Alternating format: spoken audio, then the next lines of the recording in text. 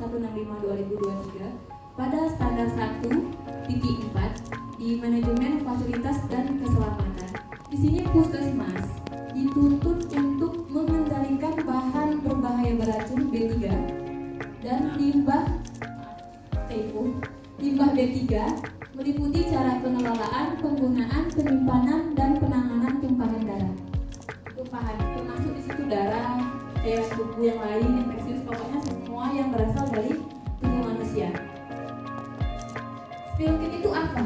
Spill kit itu merupakan seperangkat peralatan darurat yang dirancang khusus untuk menangani tumpahan zat berbahaya. Seperti yang tadi ya, B3 ya, berbahaya beracun.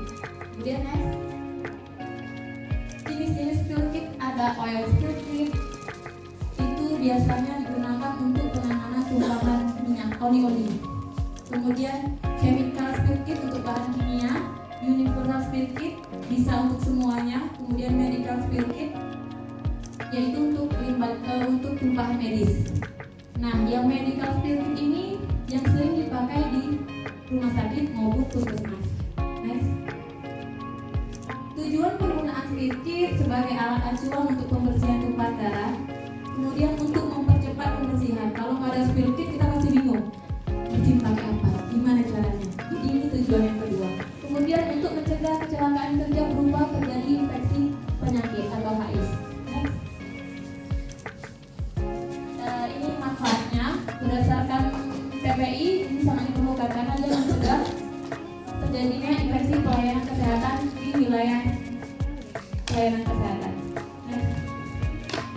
Isi dari spill kit: masker, sarung tangan, handscoon, apron atau celemek, kacamata, penutup kepala, penutup sepatu, bahan penyerap seperti underpad, koran, kain macun, tisu, penjepit, plastik kuning infeksius, papan tanda peringatan lantai basah, kemudian larutan klorin 0,5%. Next.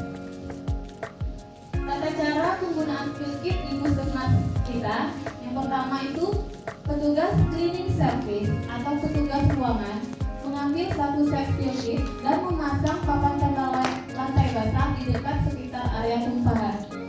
Kemudian petugas CS atau petugas ruangan memakai APD dan menyiapkan plastik kuning.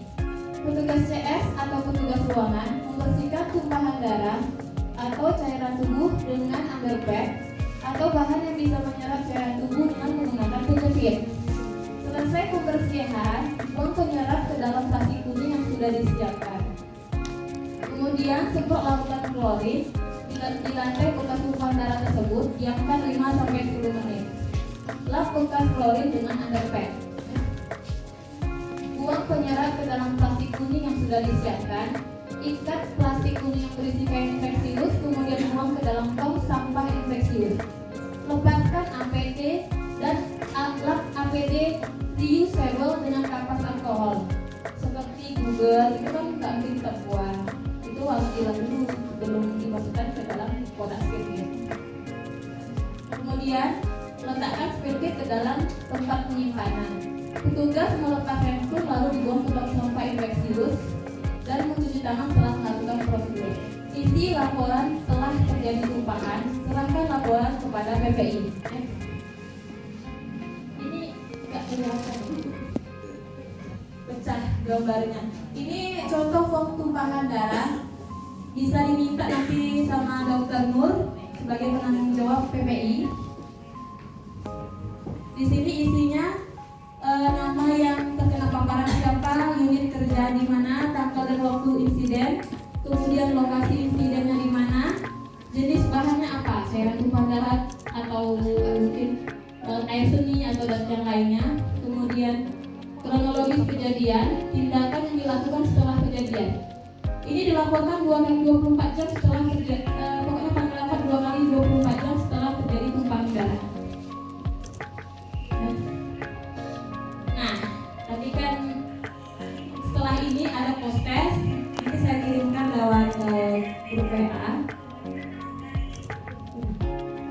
Mohon diisi post testnya.